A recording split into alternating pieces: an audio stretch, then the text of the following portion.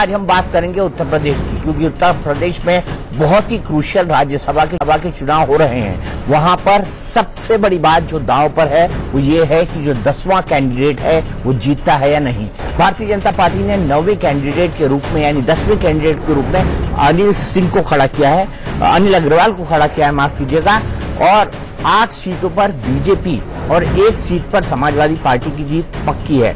10वीं सीट पर बीएसपी ने समाजवादी पार्टी और कांग्रेस के समर्थन से उम्मीदवार उतारा है और पेच फंसाने के लिए बीजेपी ने निर्दलीय अनिल अग्रवाल को समर्थन दे दिया है। वोटिंग खत्म हो चुकी है, नतीजे किसी भी पल आ सकते हैं। यूपी में राज्यसभा की 10वीं सीट का दंगल कौन जीतेगा? क्या बीएसपी हारी तो भी 2019 में यूपी में महागठबंधन बनेगा? आज इन्हीं सवालों पर होगी महाबहस। पिछले साल गुजरात में राज्यसभा का चुनाव सस्पेंस थ्रिलर में बदल गया था। बीजेपी ने कांग्रेस नेता अहमद पटेल के खिलाफ कांग्रेस के ही एक बागी को मैदान में उतारकर ऐसा पेच फंसाया था कि 6 बजे से रात 2 बजे तक सबकी सांसें अटकी रही। इस बार राज्यसभा चुनाव में कुछ ऐसा ही हाल यूपी का है। आज देश के 6 राज्यों की 26 राज्यसभा सीटों पर वोटिंग हुई। पश्चिम बंगाल से केरल और कर्नाटक से झारखंड तक सीटों से ज्यादा उम्मीदवार हैं, लेकिन यूपी के सामने बाकी राज्यों के चुनाव फीके पड़ गए हैं। यूपी में राज्यसभा की 10वीं सीट पर बीजेपी समर्थित अनिल अग्रवाल और बीएसपी समाजवादी पार्टी और कांग्रेस के साझा उम्मीदवार भीमराव अंबेडकर के बीच कांटे की टक्कर है। दूसरे खेमे के विधायकों से क्रॉस वोटिंग कराने का खेल आखिरी समय तक चलता रहा। इसमें बीजेपी का पलड़ा फिलहाल भारी दिख रहा है। समाजवादी पार्टी ने अपने अतिरिक्त वोट बीएसपी को दिलाए, लेकिन बीएसपी खुद अपने विधायकों को एकजुट नहीं रख पाई। बीएसपी विधायक अनिल सिंह ने बीजेपी को वोट दिया। गोरखपुर चुनाव में निषाद पार्टी ने समाजवादी पार्टी का साथ दिया था, लेकिन राज्यसभा चुनाव में निषाद पार्टी के इकलौते विधायक विजय मिश्रा भी बीजेपी के पाले में चले गए। निर्दलीय राजा भैया ने सस्पेंस बढ़ा रखा था, लेकिन बाद में उन्होंने समाजवादी पार्टी को वोट देने का ऐलान किया और फिर यूपी के सीएम योगी आदित्यनाथ से मिलने जा पहुंचे। वोटों की गिनती के बाद बहुत जल्द नतीजे आने वाले हैं।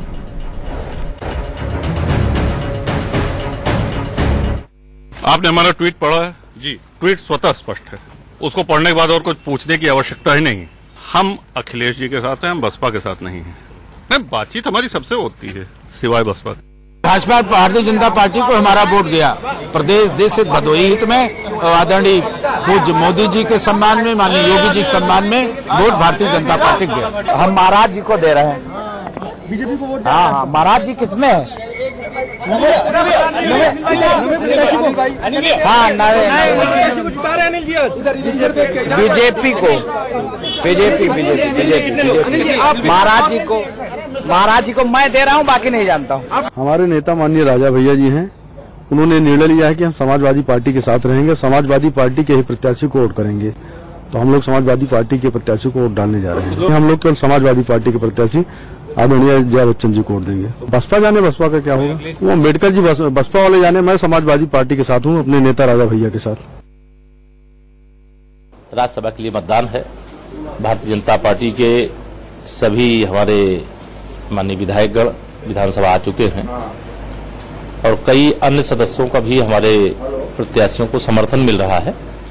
इसलिए ये मैं कह सकता हूं कि आज जो राज्यसभा के चुनाव हो रहे हैं, इस चुनाव में 9 की 9 सीटें जो भाजपा ने अपने प्रत्याशी खड़े किए हैं उस पर विजय प्राप्त करेंगे। राज्यसभा के चुनाव में समाजवादी पार्टी की उम्मीदवार श्रीमती जया बच्चन जी और बसपा के उम्मीदवार जिसे समाजवादी पार्टी समर्थन कर रही है, उनकी जीत निश्चित है। हमने पूरा प्लान किया है, रणनीति बनाई है और विपक्षी दल के सारे लोग एकमत है, एकजुट है, वो बसपा को वोट करने जा रहे हैं और निश्चित हमें भरोसा है कि हम जीतेंगे। कांग्रेस 7 के 7 विधायक बसपा को वोट करने जा रही है और जहां तक ये कयासों का दौर है, इस तरह के अफवाहों का दौर है, तो बहुत सारे परिवर्तन होने वाले हैं। ऐसा नहीं है कि उस 2 वोट के न होने से हम जीतने की स्थिति में नहीं है। बहुत सारे निर्दलीय विधायकों का भी हमें समर्थन प्राप्त है और अन्य लोग भी जो आज खुल के सामने आएगा, निश्चित हम जीतेंगे, हमें भरोसा और विश्वास है। हमारे 17 वोट पड़ चुके हैं और सारे वोट जो है बहुजन समाज पार्टी के जो प्रत्याशी हैं BR अम्बेडकर जी को पड़े हैं। तो अब इस कयास पे विराम लग जाना चाहिए कि बहुजन समाज पार्टी का कोई वोट क्रॉस करेगा। केवल 1 वोट अभी अनिल सिंह जी जो कि संपर्क में नहीं है, तो हो सकता है अब जब तक उनसे बात न हो जाए तो उनके बारे में संशय जरूर है। लेकिन जो अन्य 17 एमएलए हैं, 17 एमएलए बहुजन समाज पार्टी को वोट कर चुके हैं। तो सवाल यह है कि अगर बीएसपी हारी तो क्या महागठबंधन बनेगा? इतने सारे इंटरनल यानी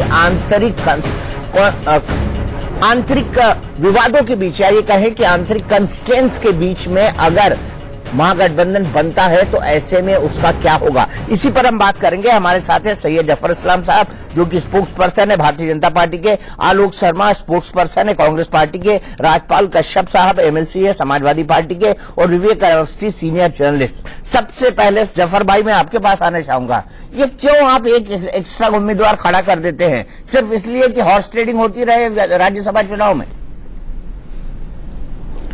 देखिए दीपक जी, आपने देखा है हमारे 324 है, 324 में 8 हमारे जो प्रत्याशी है वो 296 वोट लेंगे।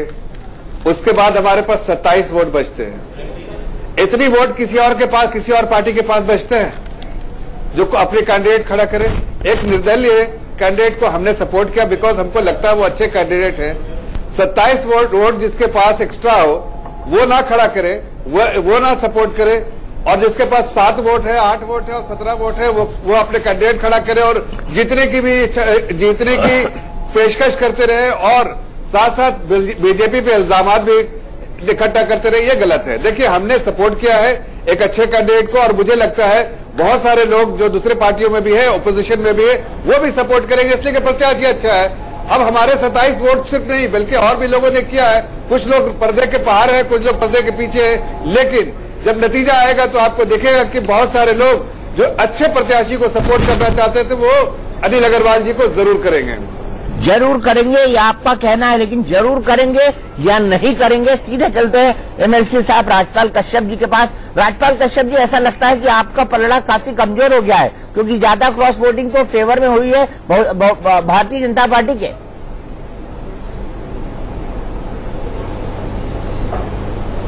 नहीं दीपक जी, देखिएगा समाजवादी पार्टी का कैंडिडेट भी जीतेगा और गठबंधन का भी कैंडिडेट जीतेगा। और जिस तरीके से इन्होंने बताया कि ये बीजेपी के वोट 28 थे, तो इनका कितनी पार्टियों से गठबंधन है? वो तो गठबंधन के भी तो वोट जोड़े हैं, अपने बीजेपी के अलग जोड़े और गठबंधन के भी वोट जोड़े। किसके ज्यादा हो रहा है? हमारे गठबंधन के ज्यादा वोट है इनसे, और हमारा पूरा कैलकुलेट करके बताइए। एक मिनट राजपाल जी कैलकुलेट करके बताइए। का शासन जब से आया तो संविधान भी खतरे में है। अरे भाई मैं तो कह रहा हूँ आपके गठबंधन है तो अपने घर को अच्छे से रखिए। आप अपनी आप अपनी पोजीशन को हमारे में मत थोपिए। अगर कोई आपसे दूर जाना चाहता है तो वो जाना चाहता है, वो उसका इंडिपेंडेंट फैसला है। आप इसको राष्ट्रवाद से क्यों जोड़ रहे हैं? आप दुनिया में भ्रष्टाचार करें, उसको राष्ट्रवाद से क्यों जोड़ रहे हैं? आप देश में भ्रष्टाचार करें। मैं ये कहना चाह रहा हूँ, आपने गठबंधन किया है, आप अपने गठबंधन के जो भी प्रत्याशी है उसको जिताने की कोशिश कीजिए। लेकिन अगर कोई आपसे सहमत नहीं है, आपके गठबंधन के आपके साथी आपके सहमत नहीं है, आपके अगर 17 पार्टियों से और आपको छोड़ के जाता है। राजपाल कश्यप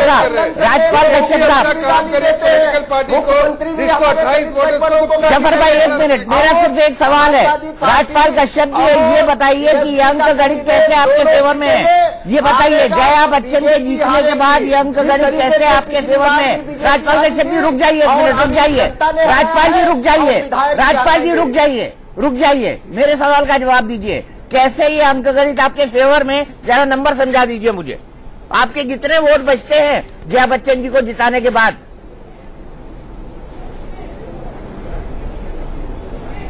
अब आप जोड़ लीजिए मेरे जितने भी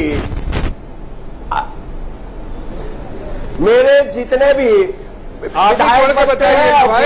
वोट बताइए, वोट बताइए, इनसे ज्यादा है। वोट बताइए, वोट। कांग्रेस देखिए हमारे 47 वोट हैं। हमारे 47 में 2 वोट छोड़ के 45 है, आराम से बैठिए, 8 है और आराम से 18 उनके हैं, 37 वोट तो चाहिए जीतने के लिए। 7 कांग्रेस के हैं, लोक दल का है और हमारा गठबंधन भारी मैं है। से पूछ रहा हूँ 45 वोट लेके से इन्होंने संविधान भी आज नहीं 47 वोट लेकर आप बीएसपी के ये आपका कैंडिडेट तो नहीं है, ये आपका कैंडिडेट तो नहीं है, ये बीएसपी का कैंडिडेट है, ये बीएसपी का कैंडिडेट है। आप मानते हैं इस बात को? कैसे कराए जा रहे हैं? जिस तरीके से बीजेपी पूरे संवैधानिक संस्थाओं अरे भाई मेरे को छोड़िए, मैं राजपाल जी इस तरह की बहस में नहीं पड़ता, मैं इस तरह की बहस में नहीं पड़ता। अरविंद के पास सीधे चलता हूँ। अरविंद मुझे बताइए कि गिनती में क्या प्रोग्रेस हुई है और अभी तक कौन कहाँ पहुंचा है, क्या कुछ परिणाम सामने आ पाए हैं? देखिए दीपक जी, गिनती अभी 5 बजे शुरू हुई है और मैं आपको ये बताना चाहता हूं कि राजा भैया ने जिस तरीके से स्टैंड लिया है, राजा भैया ने सारे मामले को एक सस्पेंस में डाल दिया। राजा भैया वोट देते हैं और उसके बाद मुख्यमंत्री से मिलने जाते हैं और इंडिया न्यूज से बात करते हुए राजा भैया ने यह साफ कहा कि अखिलेश के साथ तो मैं हूं, बीएसपी से अपना कोई मतलब नहीं है। यह स्पष्ट कर देता है कि बीएसपी को उनका दूसरा जो वोट है वो नहीं मिला है। राजा भैया के साथ एक और विधायक थे, उन्होंने किसको वोट दिया है इसकी कोई गारंटी नहीं, इसका कोई पता नहीं है। अब ऐसे में दीपक जी एक बड़ा सवाल ये उठता है कि राजा भैया का जो वोट जो इतना महत्वपूर्ण है वो निर्णायक वोट हो सकता है। लेकिन मैं आपको एक बात और भी बताना चाहता हूं दीपक जी कि अखिलेश यादव को बीआर अंबेडकर को जिताना होगा। ये एक बहुत महत्वपूर्ण बात है क्योंकि गठबंधन का सवाल है और गठबंधन को आगे जारी रखना है तो ये काम उनको करना पड़ेगा और शायद इसीलिए मायावती ने 9 विधायकों की लिस्ट मांगी थी। अब ये देखना ज्यादा महत्वपूर्ण है कि जो पेटी खुलती है उसमें कौन किसके साथ गया, क्योंकि बहुत सारा कुछ इधर का उधर हुआ, क्योंकि राजभर की पार्टी से भी एक क्रॉस वोट हुआ है और कहा जा रहा है कि बीएसपी को वोट गया है। ठीक है, मैं सीधे आलोक शर्मा जी के पास चलूंगा। आलोक शर्मा जी बताइए, आपके पास तो टोटल 7 हैं, 7 कितने में से विवेक बताओ? 400 से ऊपर? जी एकदम सही कह रहे हैं आप, 400 से ऊपर में 7 403 जी 403 जी 403 में से 7 हैं आपके पास। मतलब आप यहाँ पर भी जो स्टेपनी का पाना है वो बनकर चलेंगे? देखिए इसमें कहीं कोई दो राय नहीं है, देखिए इसमें कहीं कोई दो राय नहीं है। जो जनता ने निर्णय दिया वो स्वीकार है। हम 60 हैं, 50 हैं, 40 हैं, इसमें कहीं उसका कोई विवाद का विषय नहीं है। लेकिन आज का जो विषय है कि अपर हाउस में एमएलए जो वोट देते हैं, हम तो सोच रहे थे कि गुजरात के चुनाव में भाजपा मात खाने के बाद शायद संभल गई होगी, लेकिन भाजपा ने उसी तरह की जो भाजपा का डर्टी ट्रिक्स डिपार्टमेंट है, कहीं कहीं पर कैंडिडेट खड़े करके और पूरा हॉर्स ट्रेडिंग का एक आधार बनाया जाए, धरातल बनाया जाए। आज हमारे गठबंधन के कितने वोट हैं और इनके गठबंधन के कितने वोट हैं? अगर जिसके गठबंधन के वोट ज्यादा है स्वाभाविक है कि उसको चुनाव लड़ना चाहिए। लेकिन ठीक है, 7 वोट है इनके पास, लोकतंत्र और जिसके पास 28 एक्स्ट्रा वोट है, अरे शांत रहिए प्रत्याशी ना रखे, शांत रहिए प्लीज। अरे भाई 7 वोट शांत रहिए प्लीज। 8 से 4 गुना ज्यादा एक्स्ट्रा वोट है। भक्ति का पाठ और तरस आपसे 4 टाइम ज्यादा है, याद एक्स्ट्रा वोट है। भक्ति का पाठ और तरस आपसे 4 टाइम ज्यादा है, याद परिवारों पर खाइए।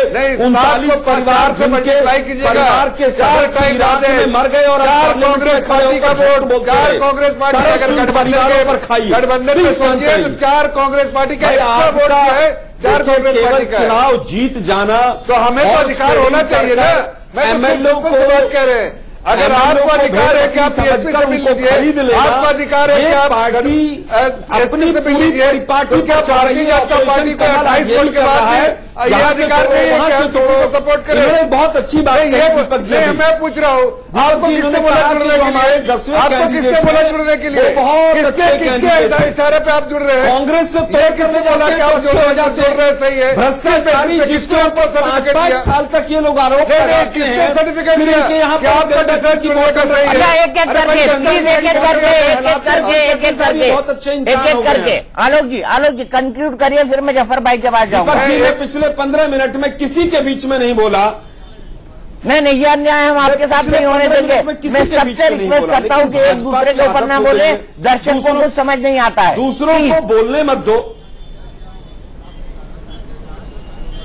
नहीं, सीधी बात यह है, रिजल्ट 1 घंटे के अंदर अंदर हमारे सामने होगा। लेकिन मुझे केवल ये बताइए, जहां पर 1-2 विधायक आते हैं वहां इनकी सरकार बन जाती है।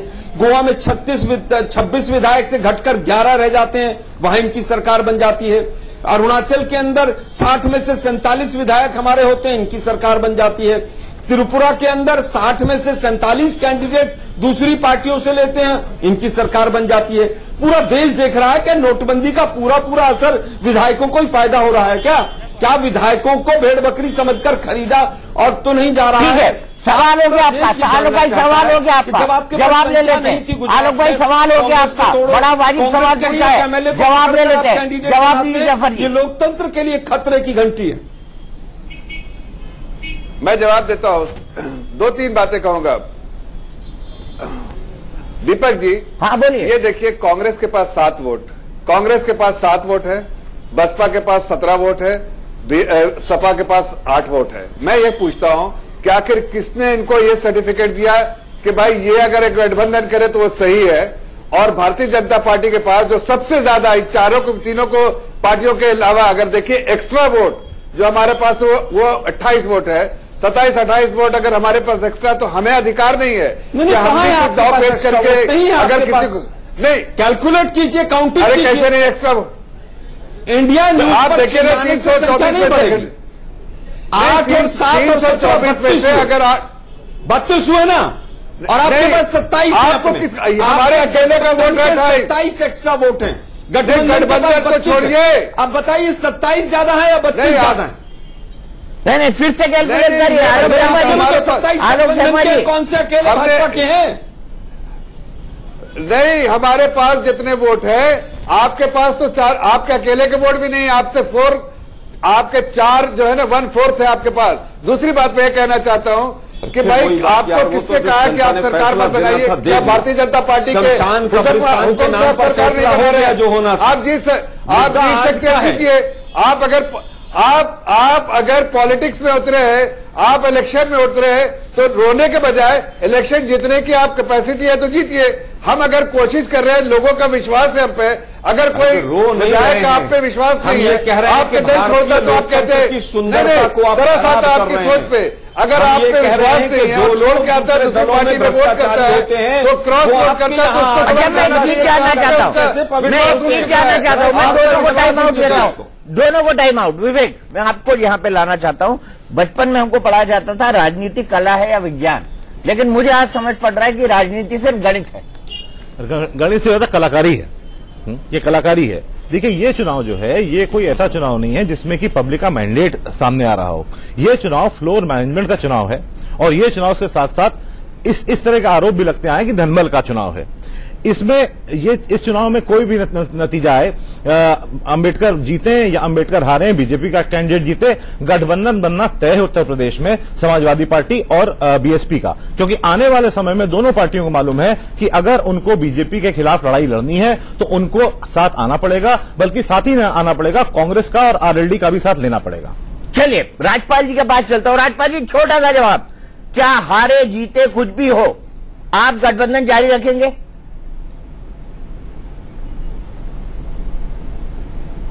देखिए, हमारे माननीय राष्ट्रीय अध्यक्ष माननीय अखिलेश यादव जी ने कहा है कि इस देश को बचाने के लिए और लोकतंत्र को बचाने के लिए हमें कोई कुर्बानी देनी पड़ेगी, या देने के लिए पाने के लिए। लोकतंत्र को बचा रहे हैं, आप किसको बचा रहे हैं? कर लिया है, आप तो गद्दी पाने के लिए कुर्बानी दे रहे हैं। और बीएसपी के गठबंधन और अन्य दलों के गठबंधन के साथ साथ में जनता का भी गठबंधन है, और जनता के गठबंधन से ये बीजेपी घबरा गई है। मुख्यमंत्री को हराया है गोरखपुर में, उप मुख्यमंत्री को हराया है फूलपुर में। इस जनता के गठबंधन से ये घबरा गई बीजेपी, और इसीलिए बीजेपी संविधान की भी धज्जियां उड़ा रही है। कैसे उड़ा रही है? इस तरीके से 2 मतदाताओं को वोट नहीं डालने का अधिकार दिया गया। राजपाल जी, ये तो बता दीजिए कैसे? इनसे पूछिए। अरे वो कोर्ट का फैसला है भाई, वो कोर्ट का फैसला है, दिया गया। मुख्तार अंसारी का फैसला कोर्ट का फैसला है। अरे सुप्रीम कोर्ट के जज भी परेशान है, सुप्रीम कोर्ट के जज तक प्रेस कॉन्फ्रेंस कर रहे हैं। आज संवैधानिक संकट पैदा हो गया है पूरे देश में। चले ठीक है, देश में पैदा हो गया है, उत्तर प्रदेश में ना हो, हम इसकी कामना करेंगे। लेकिन ब्रेक, क्या बीएसपी हार भी जाए आज का चुनाव तो 2019 में महागठबंधन बनेगा? अगर ये सवाल पूछा जाए तो इसका जवाब हाँ में है, क्योंकि अब समाजवादी पार्टी और बीएसपी की मजबूरी हो गई है कि भारतीय जनता पार्टी को हराने के लिए वो साथ आए। लेकिन कांग्रेस की मजबूरी है कि इन दो शक्तियों के बीच वो अपने आप को कहां फिट करेगी, अपने स्क्रू को कहां फिट करेगी। सीधे चलते हैं आलोक शर्मा जी के पास। आलोक शर्मा जी, इस महागठबंधन में तो आप बिल्कुल महासमर की तरह जो है वो महासागर में गोते लगाने लगेंगे। कांग्रेस पार्टी का होगा क्या? कितनी सीटें मिल पाएंगी आपको इन दोनों के बीच में? 4, 5?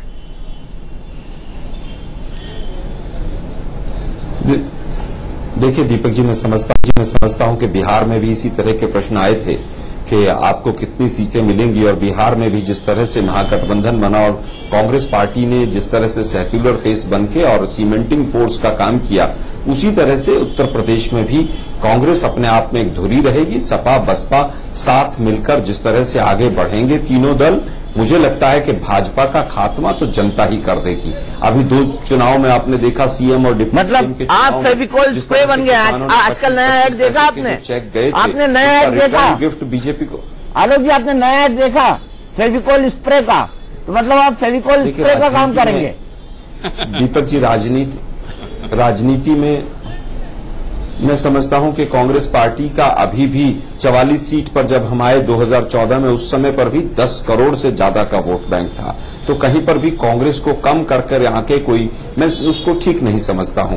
जहां तक उत्तर प्रदेश की बात है, उत्तर प्रदेश में भाजपा जो है उसकी लैंडस्लाइड डिफीट होगी। ये बात आज मैं इंडिया न्यूज के माध्यम से कह रहा हूं कि बिहार और उत्तर प्रदेश ने इनकी सरकार बनाई थी, बिहार और उत्तर प्रदेश ही इनकी सरकार को 2019 में नस्त नाबूद करेंगे। उत्तर प्रदेश में आज जिस तरह का सामाजिक और आर्थिक ताना बाना टूटा है, ये पूरा देश देख रहा है। किसानों की जो दुर्दशा हुई है, आप उस समय पर चुनाव आता है, 10-10, 15-15 साल की इनकी इनकम्बेंसी होती है उस राज्य की सरकार की, आप बड़े बड़े वायदे करते हैं, लोगों को गुमराह करते हैं, लेकिन 6 मिनट में आपकी हवा निकल जाती है। आप देखिए किस तरह से वहां पर किसानों को मोदी जी ने कहा कि हम अभी चुनाव दूर है। आलोक शर्मा जी, चुनाव थोड़े दूर है अभी, उत्तर प्रदेश के किसानों को चुनाव थोड़े दूर है अभी।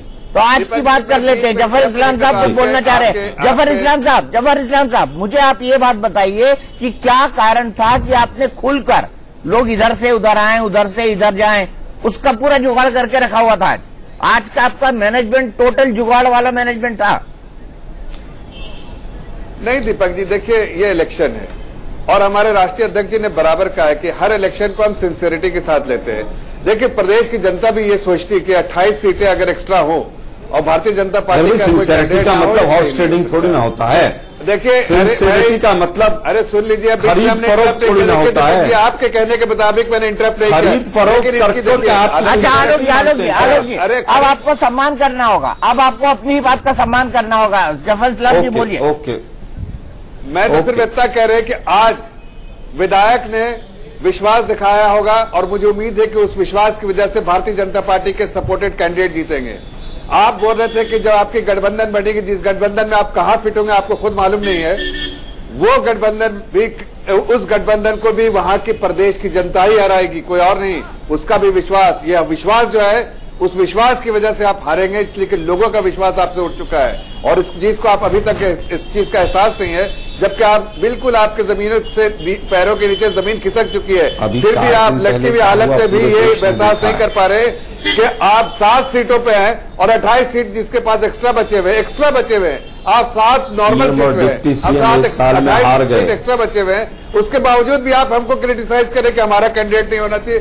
अरे थोड़ा मेथड टू मैडनेस होना चाहिए। आप क्रिटिसाइज कीजिए, लेकिन कंस्टिट्यूएंसी में एक सीमा होती है। 6 महीने अब हमारे के अंदर बनारस में आपको अधिकार है कि आप गठबंधन कर लीजिए, जिसके साथ चाहिए गठबंधन कर लीजिए और जस्टिफाई कर दीजिए। हमारे पास अगर हमारे लोग हमारे साथ आते हैं, जुड़ते हैं, फूलपुर और गोरखपुर के बाद भी आप उसको खरीदपूर्वक कहते हैं। अरे भाई, आपको अगर हिम्मत है, आपको हिम्मत है तो आप अपने आप आकर्षित कर लीजिए ना, आप अपनी तरफ। आपकी तरफ क्यों नहीं आकर्षित हो रहे?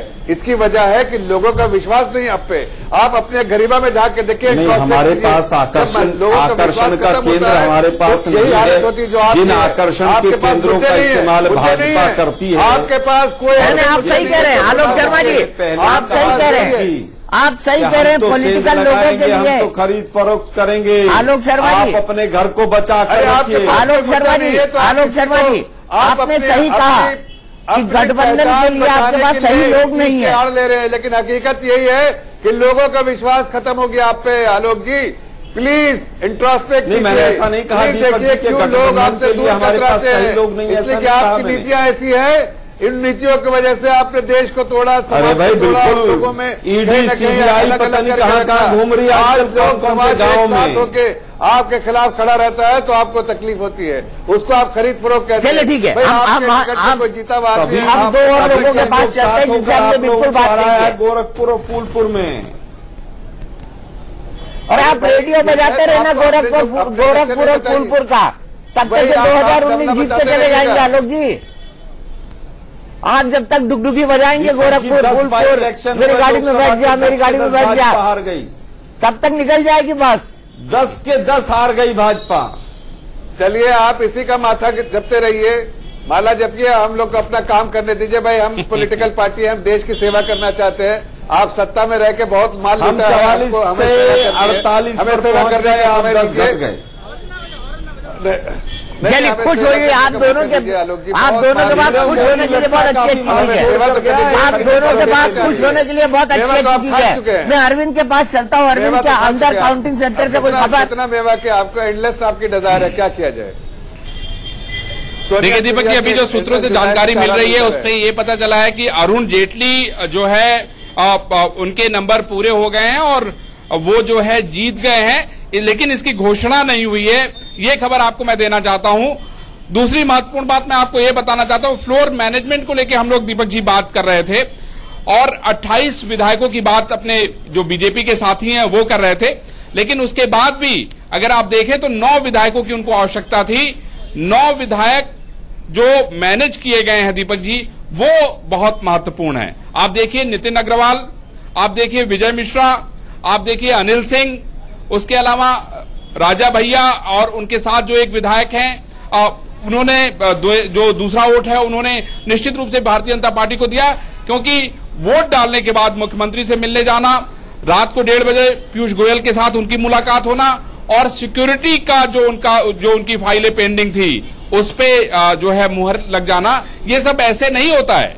ये सब बहुत दिनों से चल रहा था, लेकिन आज ही सब कुछ हो जाए ये समझ में नहीं आता। तो हम इसको फ्लोर मैनेजमेंट कहें या मैनेजमेंट कहें, ये देखना और समझना दीपक जी बहुत दिलचस्प है। ये इलेक्शन मैनेजमेंट है, ना फ्लोर मैनेजमेंट है ना मैनेजमेंट है, ये इलेक्शन मैनेजमेंट है। और ये इलेक्शन मैनेजमेंट विवेक कितनी अच्छी से कर पाती है बीजेपी। देखिए बिल्कुल, अब नंबर्स भी आपके पास हैं, सरकार भी आपकी है, गवर्नर भी आपका है, सब कुछ आपका है, तो मैनेजमेंट तो आपका अच्छा चलेगा ही। दूसरा मैं ये कहना चाहूंगा कि हमारे समाजवादी पार्टी के जो मित्र हैं वो अपनी बात उन्होंने बड़ी अच्छी तरीके से रखी, लेकिन अगर यहां बीएसपी का भी कोई होता तो मैं उससे सवाल पूछता कि आपका मैनेजमेंट कहां गया। अगर कोर्ट की एक रूलिंग आती है कि आपके 2 लोग वोट नहीं डालने के लिए आ सकते, एक मुख्तार अंसारी और दूसरे हरिओम यादव जो समाजवादी पार्टी के हैं, वो अगर नहीं आ सकते तो आपने कल दोबारा हायर कोर्ट में या डबल बेंच में उसकी अपील क्यों नहीं की। इलेक्शन मैनेजमेंट इतना आपका लैक्स क्यों था। यहां पे भी एक विपक्ष की या संयुक्त विपक्ष से कह लें, उसकी कमजोरी साफ साफ दिखने को मिलती है। कमजोरी दिखने को मिल रही है। आप मुझे बताइए राजपाल जी, ये कमजोरी क्यों देखने को मिली आपकी सहयोगी पार्टी की तरफ से।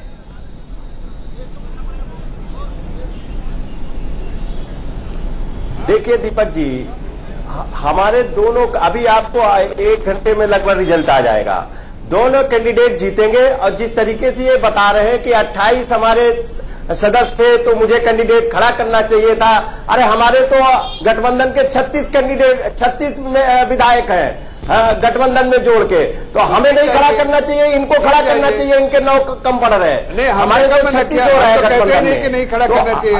ये देखिए आपका गठबंधन में जीतने के लिए कुछ भी कर सकती राजपाल, आपको आपका ये कहना है कि 28 सीटों के बावजूद जिस तरीके से जनता ने फूलपुर में हराया है, गोरखपुर में हराया है, उसी तरीके से ये अभी जनता विधायक को हराएंगे। और ये पिछली बार भी आ चुके हैं, पिछली बार भी खरीद फरोख्त की थी, पिछली बार भी खरीद फरोख्त की थी, हमने तो कभी कैंडिडेट नहीं खड़ा किया, हमारी तो सरकार रही। आप सब चीजें भ्रष्टाचार करो वो भी राष्ट्रवाद है, आपके अध्यक्ष जी भ्रष्टाचार करे वो भी राष्ट्रवाद है, कुछ भी करो उसको राष्ट्रवाद से कितना भ्रष्टाचारी है, आपको कितना भ्रष्टाचारी है कि इलेक्शन में कोई आपके कैंडिडेट और प्रदेश में आई है, संविधान खतरे में है, दूसरे किसी संविधान खतरे में है, इंडिपेंडेंट इंसानियत खतरे में है। अरे आप तो खतरे में नहीं है ना, आपको प्रॉब्लम है। ऑक्सीजन अरे इतने राजपाल जी आप तो खतरे में नहीं है ना। आप ऐसे समाजवादी पार्टी अरे जफर भाई जो भी जनता का चुनाव धूल चाटनी पड़ेगी। एक मिनट आपको जनता राजपाल जी मेरे सवाल का जवाब दीजिए, हरा के भेजेंगे आपको। मेरे सवाल का जवाब दीजिए राजपाल जी। राजपाल जी आपने दलित बैकवर्डों को कीड़े मकोड़े कहा है। अरे राजपाल जी मेरे सवाल का एक सवाल का जवाब दे दीजिए। संविधान खतरे में, देश खतरे में, क्या आप भी खतरे में? नहीं, मैं खतरे में नहीं हूँ। मेरे तो फिर देश और संविधान कहां से खतरे में हो गया? हम फिर देश और संविधान कहां से खतरे में हो गया? पे कह के जा रहे हैं, अभी आप देख लेना 1 घंटे बाद परिणाम आ जाएगा। दोनों चलिए 1 घंटे बाद मैं आपको फोन लगाता हूँ। गठबंधन का भी जीतेगा। अरविंद इनकी बेईमानी और भ्रष्टाचार मैं ये बताना चाहता हूँ। अरविंद राजपाल कश्यप जी को फिक्स कर लिया जाए, रात के लिए फिक्स कर लिया जाए इनको। बात करेंगे उनसे 6-7 बजे के बाद बात करेंगे राजपाल जी से। 7 बजे के बाद कश्यप जी से जवाब लूंगा। 7 बजे के बाद उनसे हम जवाब देंगे। बात की जाएगी और कश्यप से जवाब।